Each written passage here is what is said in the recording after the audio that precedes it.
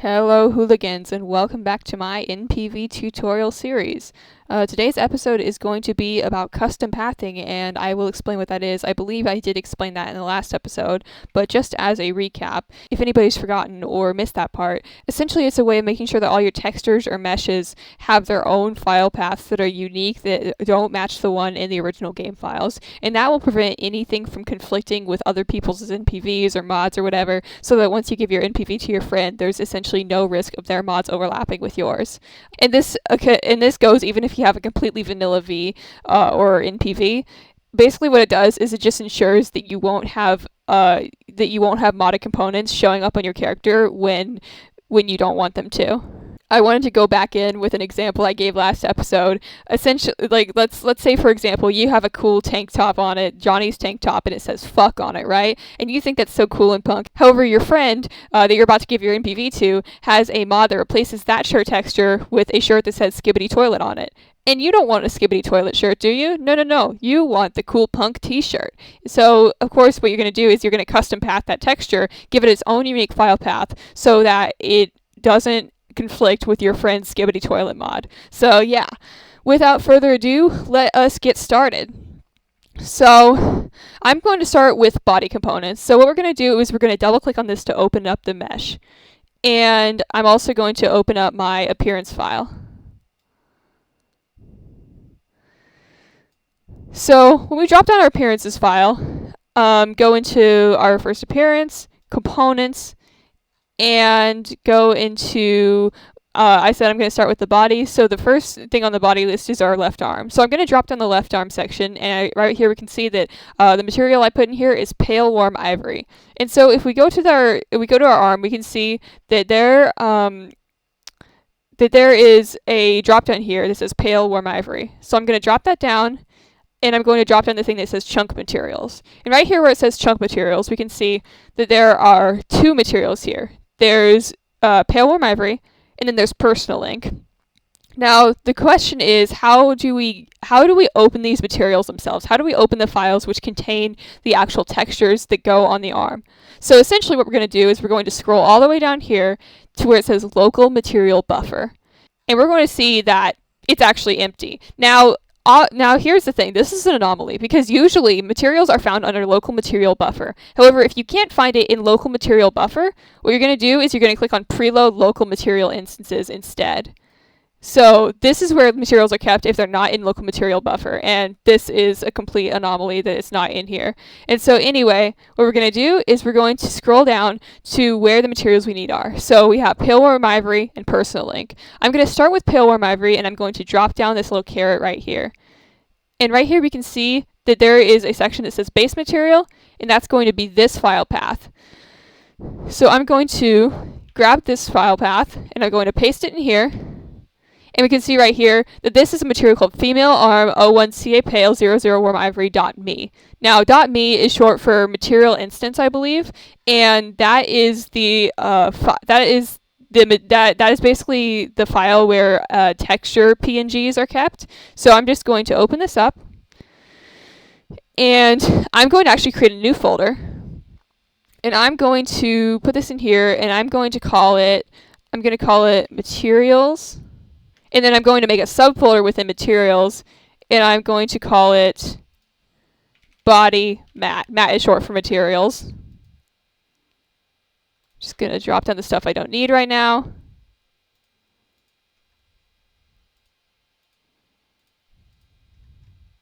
And I'm just going to drag that in there, just like that. Now what I'm going to do is I'm going to right-click, copy relative path to game file, and I'm going to paste that in here. And that is going to basically what is called custom pathing. So now it has its own unique file path that nobody else, I'm assuming nobody else in the fandom has this exact file path.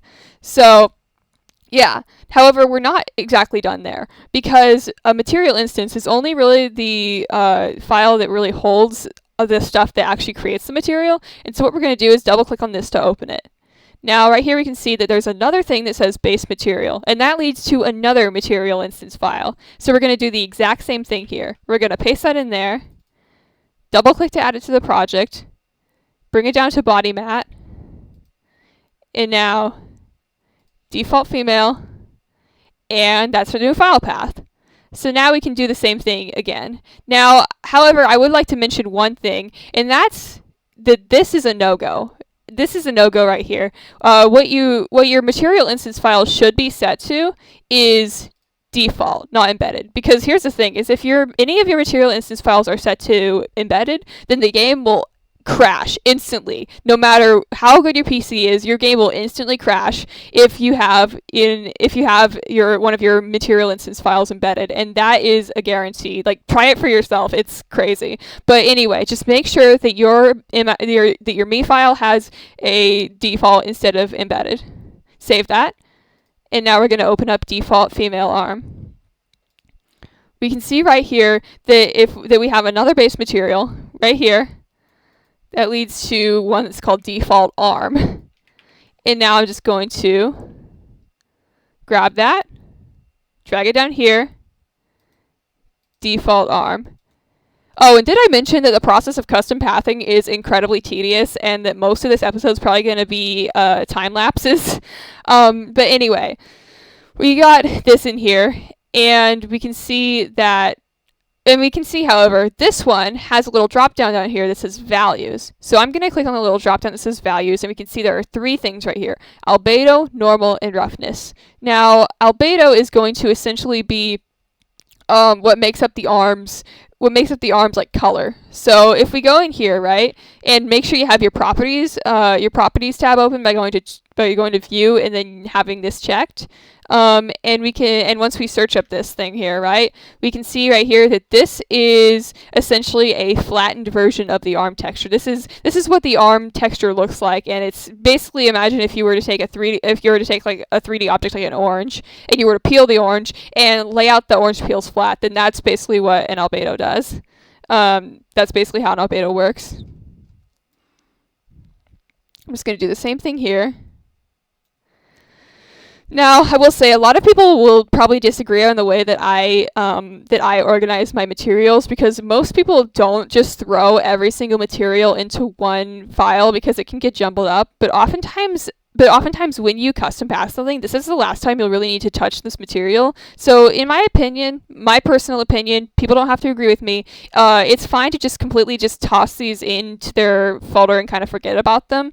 So yeah, you can do this however you want. You can make like separate folders for the XBMs versus the me files. And by the way, an XBM is just an image file. An XBM is basically the image file that Cyberpunk can read.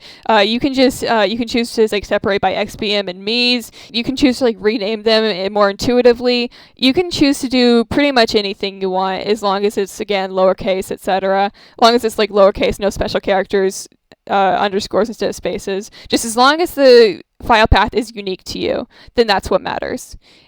And we're going to go to normal map. Now, normal map is basically what creates the illusion of depth in a character's thing, and it'll show up as this really weird green and red texture. And this is basically how the game creates the illusion that the material has depth. And so that's why it makes it way easier on 3D modelers, because then they don't have to sculpt every individual like vein and wrinkle and stuff. They can just put it in here. Now, the last thing in here is roughness, and RM stands for roughness map.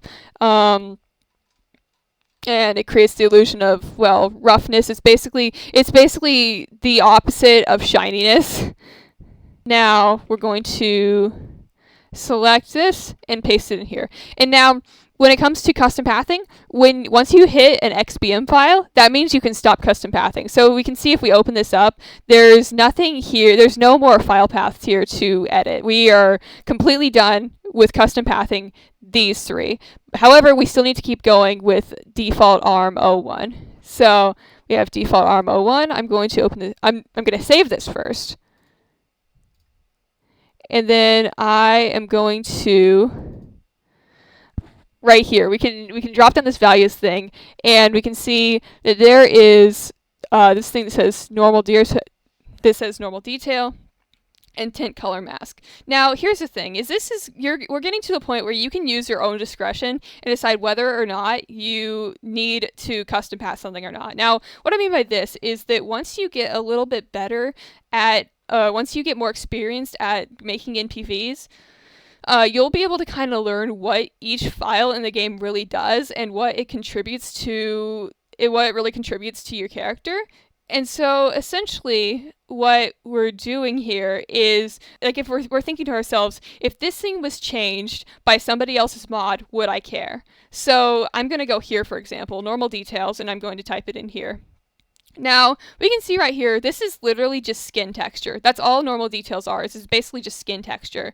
Now, I personally wouldn't really care if my character's skin texture was tampered with by a mod, and a tint color mask, honestly, whenever I see a tint color mask change in something, I don't really notice it personally. Some people do, and if you really want to custom path the tint color mask, then you totally can. But I personally don't think it matters, and so I'm personally not going to do it. But if you want to, you totally can. And now, palewarmivory.me. I'm going to type that in.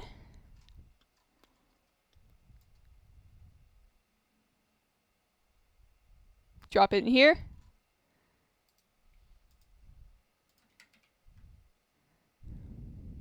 Save that. Oh, let's save this too.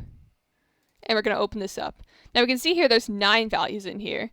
And this is another thing that once we hit the palewarmivory.me file, these are things that we don't really need to be concerned about. So tint color, this is basically going to be like the base color for our skin color, and I like to custom path pale warm ivory because in case there's a mod where somebody like makes this lighter or darker, then I don't want my character's like skin color to change too much. You know, I want her skin color to stay the same, and so I'd basically like that to, that's why I'm custom pathing this, so that this doesn't get overwritten by somebody else's mod.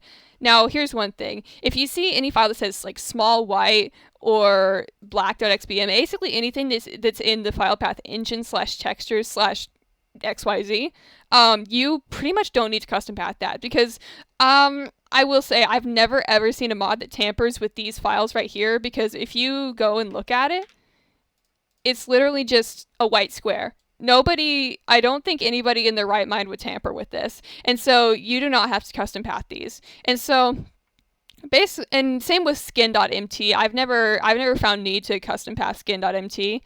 So that means that we are done custom pathing the left arm.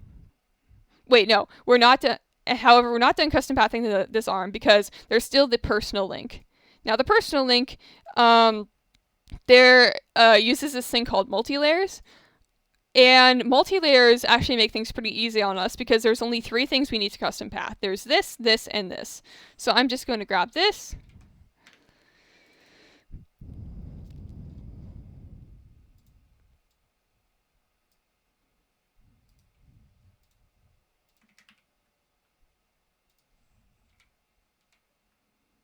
I'm going to grab this.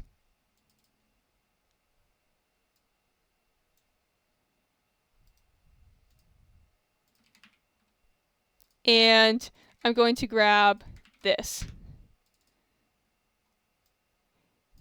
Now here's the thing about multi-layer setups, multi-layer masks, etc. That's what ML stands for. The thing about these is that oftentimes you won't need to like really custom path the things inside of it, but just in case, I do like to open it up sometimes and see if there's anything in there that's important. So if I open up the what says ML setup right here. So if I open up ML setup, multi-layer setup, and then I go into layers, I can see right here there are what's called 5 layers. So if I drop this down, we can see there's like base, surfaces, material, plastic, rubber bumper. And basically, we don't usually need to custom path these, but sometimes there are XBM files in here that I do like to custom path. But right now, I don't, and this is mostly, honestly, this mostly applies to modded stuff in which you might need to go into the multi-layer and custom path it, but this is unmodded, and so I'm just going to keep this as is. We're good with the personal link. So, there we go. Now our entire left arm is custom pathed.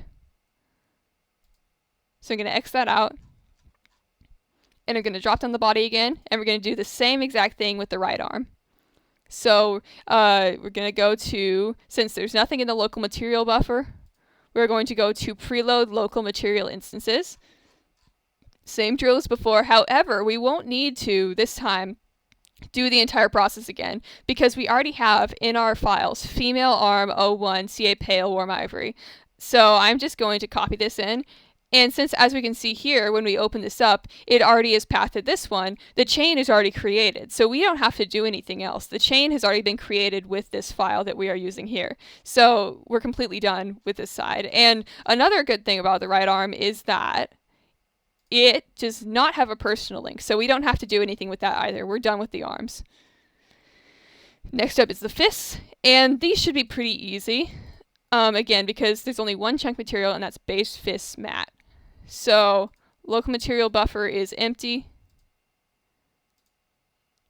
And this is just mesh decal.mt, and that's another thing. That's another material that you probably won't need to mess with at all. That you shouldn't custom path because it's just pretty. It's a pretty like default and widespread thing used all across the game files, and most mod authors don't mess with it. So I'm just gonna keep that as is. In fact, I might make a list on screen right now of all the different files that you likely won't need to custom path. I'll put it up on the screen. Now we drop down values, however, and we can see right here we have a bunch of stuff.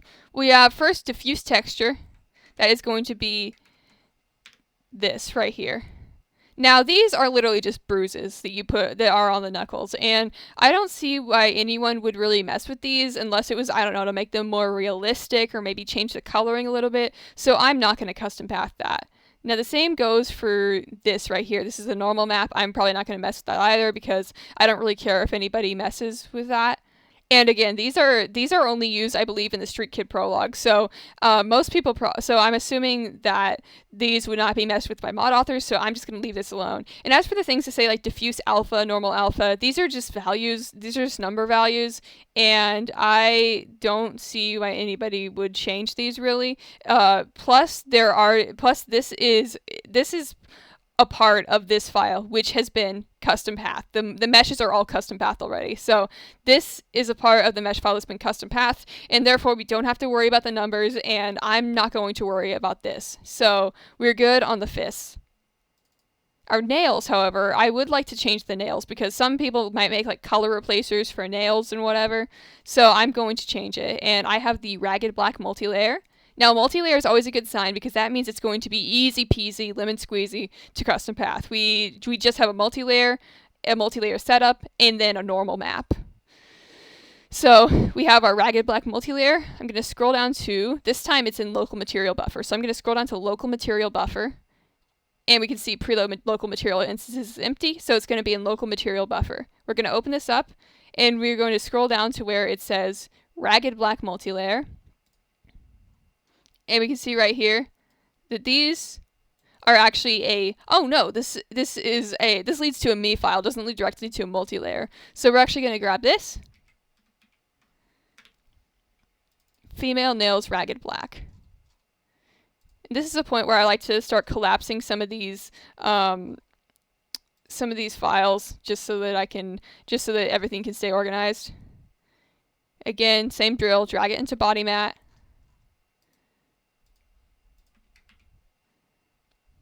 Save this. Okay, so right in here we've got only one value, and that's the multi-layer setup. We do probably want to bring this in here because the multi-layer setup again is another way of dictating what color and what color, etc. your nails are. So just gonna grab that. Save. This is going to be default nails multi-material parameters. I'm just going to look and see what this is.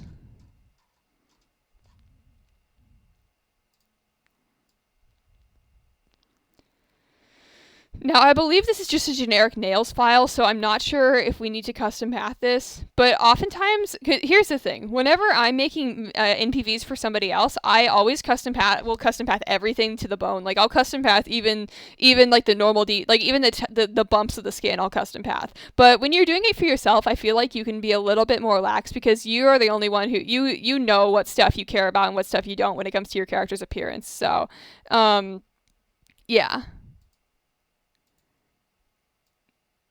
Now you can see right here, this leads to an XBM file, so this is where we're going to stop custom pathing, and this leads to multilayer.mt, which again, if it's an engine/materials, you can leave it alone. So this is going to be our last part of the chain. So to answer my earlier question, yes, we do need to custom path. We do need to custom path that. So I'm going to grab this.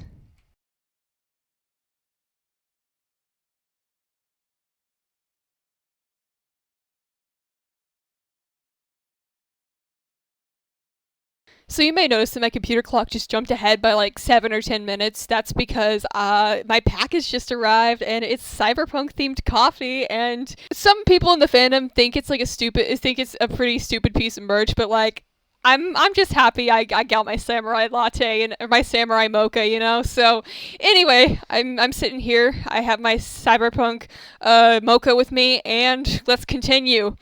So where were we? Okay, right nails next. And then, of course, we already have female nails ragged black. So I'm just going to paste that there. Now, next is our personal link decal.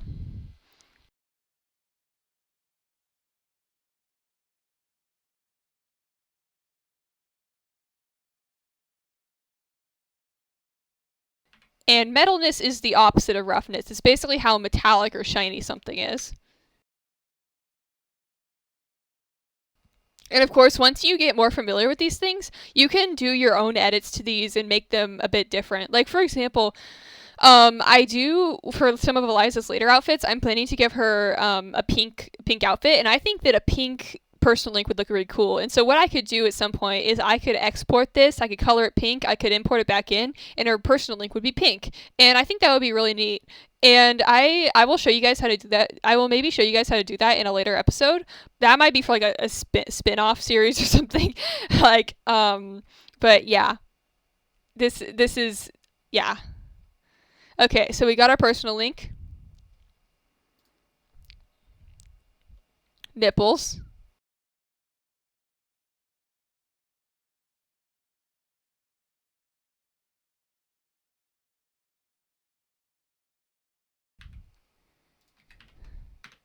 Now, as we can see here, this leads back to O1CA palewarmivory.me. And as we can see, we already have that here. So we can just copy this from that we already have and paste it in there.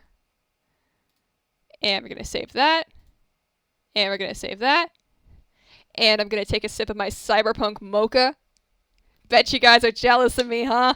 No, I think I'm going to make this with milk instead of water next time. It tastes kind of watery with water. I think it'll be better with milk.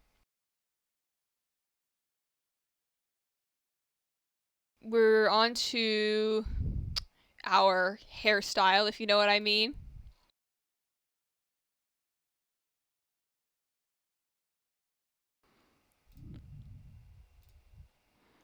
Seam fix.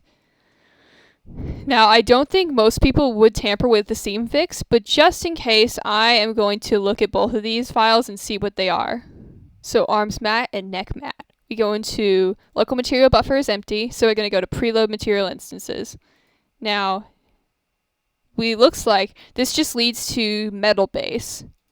And this just leads to metal base too. So we don't have to do anything with this one. We can just leave seam fix alone. Next up is our full body.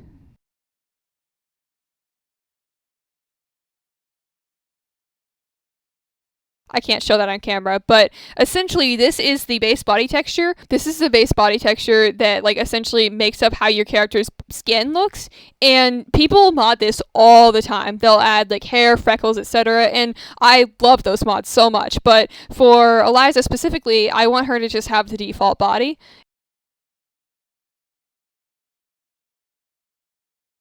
This is the point where if you use like a mod, like there's this one super popular mod, I forgot what it's called, but I guarantee somebody's gonna ask me about it. Let me see what it is.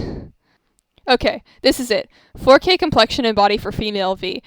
This one has whoa, 492,000 unique downloads, 2 million total downloads. That's crazy, and that's why I guarantee someone's gonna ask me about this. So just hang tight. Again, if you have this modded body texture for now, and I promise next episode we're going to be adding modded stuff. I'll just need a little bit of time because I'm going to need to go around and ask a bunch of mod authors for permission to crack open their files on camera, and so that this next episode may take a little bit, but I promise it'll be worth it.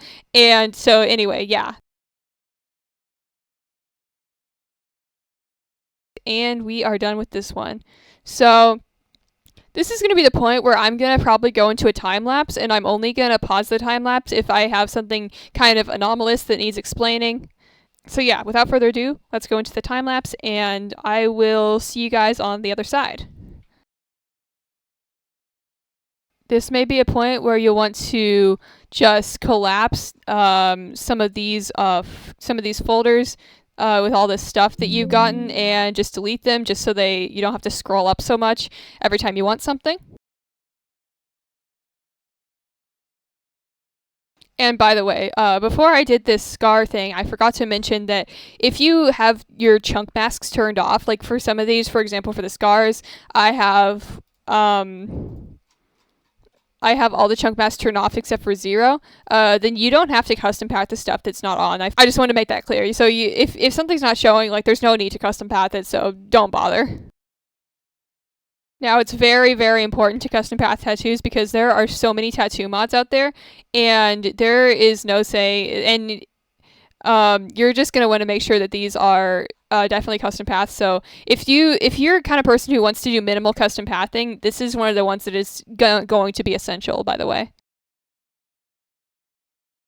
Okay, so we've gotten the entire body done, which is great. Now I'm going to move on to the head next. And I can just collapse the body material section. I'm going to create a new one, and I'm going to call it head mat. Now we're just going to drop down the head section and base head. Now this one you're probably going to want to custom path because there is so many complexions out there, or there's so many complexion mods out there, and yeah.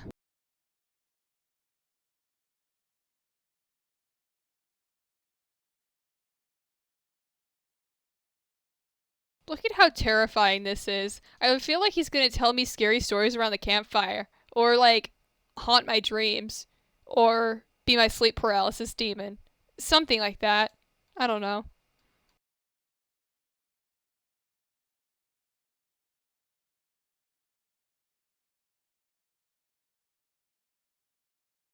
Now you might notice that I just dropped what's called an HP file in there. That stands for hair profile, and I'd say it is important to custom path it because there are some mods that affect hair profiles. So yeah, basically, if you're unsure, just custom path it. Some people would call my methods of custom pathing overkill, but I think it's better to be safe than sorry, you know.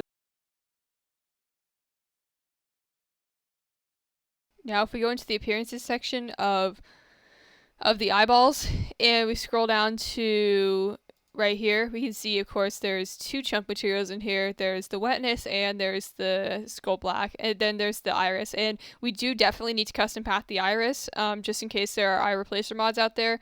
We don't need to custom path the wetness because that's kind of a generic thing that most people wouldn't mess with, and if they were to mess with it, it would probably just be to make it more realistic. And so I'm not going to custom path the wetness. I'm just going to custom path the multi-layer skull.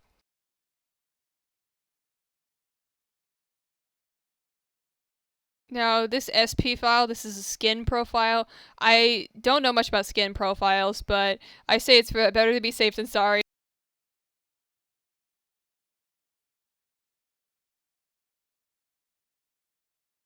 Oh, one thing is that under the value section is something that I just realized this. I've been doing NPVs for like over a year now, and I only just realized that you're allowed to have your files be embedded when they're when they're under the value section. You can't have them be embedded up here in the base material section, but you can have them be embedded down here.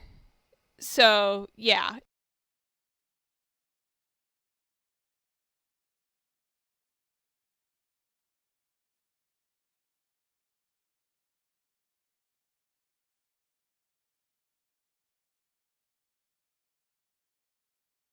Props to CD Projekt Red's artists on this one. There is so much artistic mastery and talent in this texture. Just chef's kiss.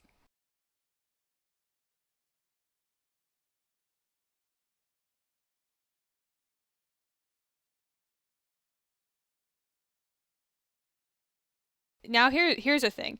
It turns out that the material I need, which is plastic black 12, is missing from here. However, when we go to this section that says external materials right here, then we can see plastic black 12. Now I don't know why this is, but it is that way. So I'm just going to do the same thing as before, except within the external materials section. Awesome possum sauce. Now we've got every single head part custom pathed. Now, we're still not done yet. You guessed it. We gotta move on to hair now. Luckily, hair will be easy because it's only one component. Again, same drill. We're going to go to look and see. There are 19 different things, however, some of them repeat. So we have hair cards brown, sideburns, pink, light, and cap. And then it repeats brown, sideburns, pink, light, cap. So that's 5 materials that we have to custom path.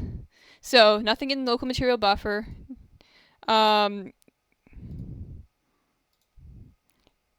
we do have something in external materials. Oh, and I'm going to make a new material section. And I'm going to call it hair mat.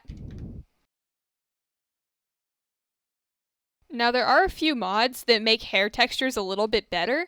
However, there are some mods and I'm not going to name them obviously because that would be mean of me, but there are some hair mods whose look I don't really prefer, and so I am going to custom path these just because I want it to stay vanilla, you know.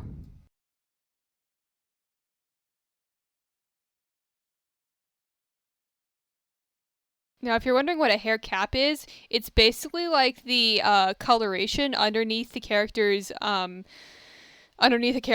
hair mesh, because oftentimes the hair mesh will look a little bit see-through due to the nature of how hair is constructed in the game. And so a way to remedy this is basically just to create a solid black cap, like a solid colored cap, essentially of a certain color.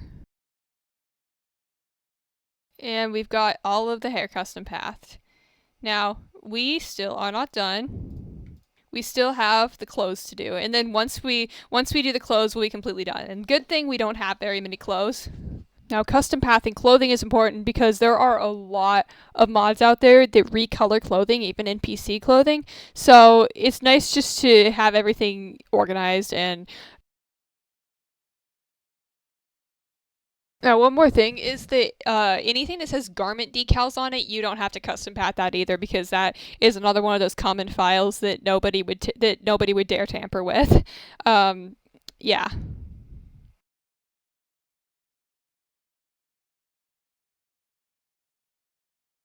Now, I'd like to say that most clothes in the game use the multi-layer system. It's just easier that way. Some mods, as you'll come to see in later episodes, do not use the multi-layer system, and but vanilla clothes almost always use the multi-layer system.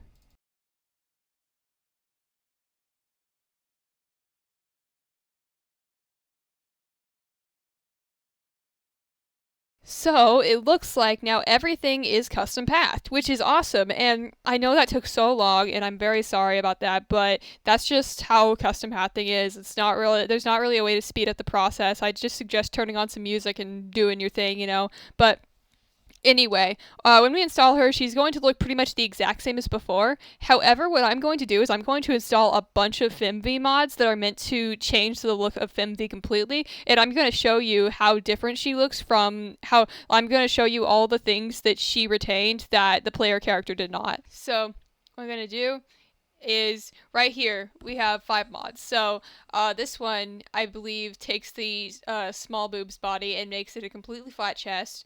This one recolors the port on V's head. This one adds different complexions. And then this one adds abs. And so, theoretically, Eliza should have none of these things if we play our cards correctly. Okay, so I'm just going to install this. Perfect. Now we're going to launch the game. Oh, okay. One thing I forgot to mention. You should always go through and check to see if your Me files have any embedded materials in them. This is, that's an example of what I was talking about. I forgot to check to see if my material files were embedded. So I'm going to go through, and I'm just going to spam click one by one. See? Embedded. Hypothetically, this should work now. Just finished my Cyberpunk mocha, by the way. It's very good. However, I will say a word of advice: if anybody's getting the Madrinas coffee collab, if anyone's buying that, just know that I'd advise probably making it with milk instead of with water. I'm gonna try that next time because it tastes really watery with water. So yeah, make it with milk instead of water. That's my unsolicited advice of the day.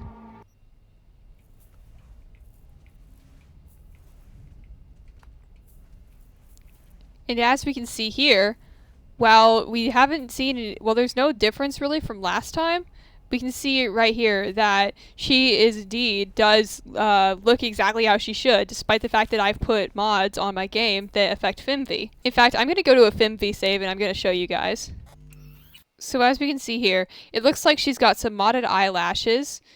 Looks like she got some modded eyelashes. Her skin type is definitely modded too. This is the mod replaces this skin, so her skin type is also modded. Her personal short port, we can see right there, that's modded too, and her chest is flat. Now, however, if we look at Eliza over here, now we can see here that well, her shirt still has boobs, but her shirt still has boobs, but her chest is flat. We can see that personal link is black, whereas that one is blue. We can see that her chest still looks the same. So basically, that is how we custom path, and that's how we make sure that no mod conflicts are possible. 0 mod conflicts are possible. Now, I think that is everything for today, and next episode, we are finally going to learn how to add in modded components, and I'm super duper excited. So I'll be making a brand new appearance with all modded components, not all modded components, but with a lot of modded components, and it's going to look super cool. So I'm excited for that, and thank you guys for watching, and goodbye.